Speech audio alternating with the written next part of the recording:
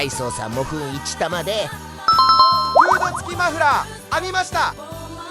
マフラーとブリムはワッフル編み。トップは12目7段連編み。マフラー部分は20巻きできるように長めに編みました。二重に巻いても長めな感じであったかい。顔周りとマフラーの外周はも踏んで細編みしました。